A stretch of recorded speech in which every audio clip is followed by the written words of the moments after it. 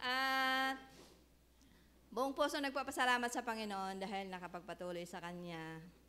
Sa kabila ng kabisihan ng buhay na pang sarili, ay doon mo mabubulay sa sarili mo na parang kaunti lang talaga pala ang oras natin sa Panginoon. Kung tutuusin, bubulayin. Bakit? Magbasa ka ng Bible, tatlong chapter, parang may time pag wala ka talagang quiet time, tapos nagbabasa kang maingay, walang mangyayari eh. Kaya nagbabasa ka madaling araw or mga 2:00 ng madaling araw, ang sarap magbulay sa ganong oras. Tapos samahan mo ng kape sa tabi, yon.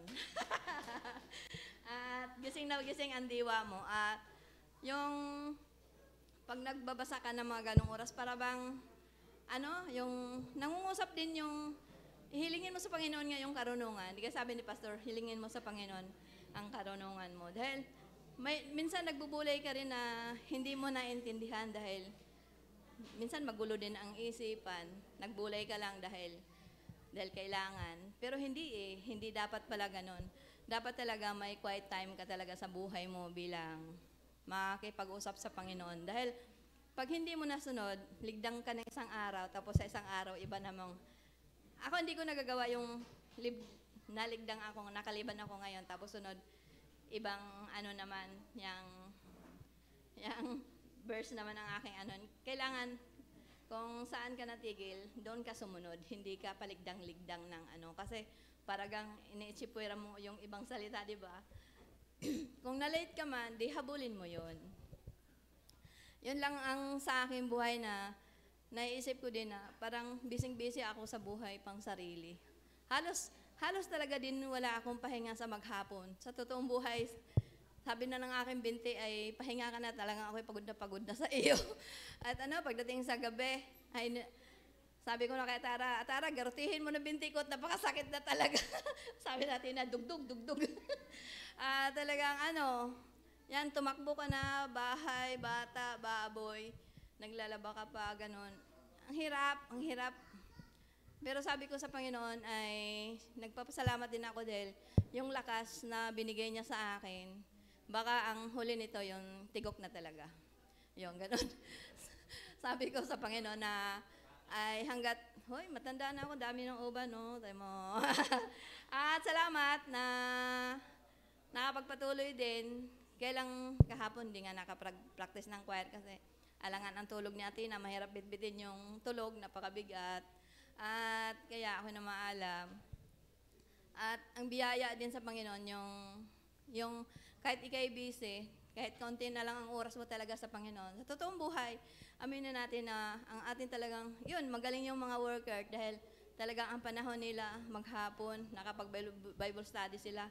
Yun kasi ang masarap na parte bilang isang Kristiyano, yung nakapag-share ka ng, salita ng Panginoon. Sa katulad nila, parang lalo silang tumitibay. Madali tayong mabubuwal eh. Kaunti lang yung ating pinagkakapitan. Yung kaunti lang yung ating ugat kasi hindi tayo yung masyadong tutok talaga sa gawain ng Panginoon. Sila mag-araw-araw sila yung mga worker. Nakakaingit yung magpupo sila, may Bible study doon, may Bible study, may soul winning sila doon. Pag nakita mo sa mga picture, mga post nila, parang nakakaingit. Nakakaingit kasi hindi ka nakakasama. Pero pinagpipray ko lang na lagi sila naiingatan, wag na sila makagat ng aso. At sana yung may tao din talagang kikilusin sa mga bina-Bible study. Pero ang Panginoon man talagang magbigay ng panahon doon. Kasi uti-uti na naman yung binigay sa atin. May mga mabaptize na sabi ng Panginoon gusto niyo na maraming maligtas, wala naman kayong paglalagyan. O diga, inaantay lang pastor yung islab talaga. Ay madami na yung worker, mag-aatin na nag-aano ng mga kaluluwa. Si Jisrila ang galing na niyan. Ako po, dating tahimik yan. Pero ngayon, mapakinggan mo yan pag siya ay nagsasalita talaga. Minsan ko sila nakakasama sa Santo Niño. Ay, bilib talaga ako sa bata ding iyan. Ang tapang na talaga mag-share ng Sabi ko, napakinig, sabi ko, ako'y matanda na, pero talon-talo ako sa mga alam talaga ng mga yan. Ay, yung pag nakakasama ka sa kanila, madadala, parang nahiya ka sa sarili mo. dahil ang babata nila pero ang lalalim na nila sa Panginoon.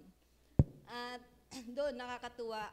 Kaya yung mga nagsuko ng buhay, mga magulang, huwag na kayong malungkot. Mas lalo pa kayong matutuwa dahil inuuna talaga nila yung nasa Panginoon. Si Desa, katulad ng, di gay, umalis yan. O, hindi rin siya mapakali doon sa kanyang dahil pag sa Panginoon ka talaga, sa Kanya ka maglingkod. At sa biyaya na sa kabila ng mahirap ang buhay, hindi mo masabing okay ang buhay mo sa araw-araw. Talagang nandun din yung, dumating din yung binabarino ka. Ay, nako talaga. Sabi ko, ay, lumayo-layo ka naman kaaway ka. Huwag mo na akong kambabangan. Parang awa mo na ako, pagod na. Ay, ganun doon ka kasi lalong lapitan ng kaaway pag ganung mga sistema mo yung wala ka nang, hindi ka makapagbasa maghapon. Ako, nandun na yun. Pagkapangapang na yung mga kalaban. At humanda ka talaga na sa maghapong yun talagang kung ano-ano nang lalabas sa bibig mo. Yan. Isa din yun talaga sa buhay ko. Buhay ko talaga lalo ang aking binubulay sa araw-araw kung paano ako magiging matured talaga sa Panginoon.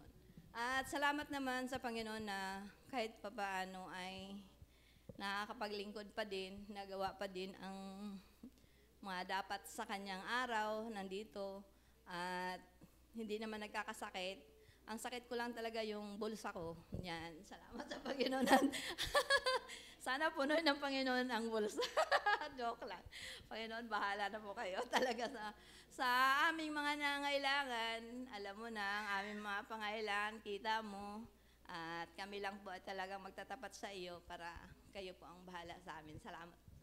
At salamat sa ating pastor na patuloy na nag-PPM niya. Pastor, thank you. Ako'y natutuwa.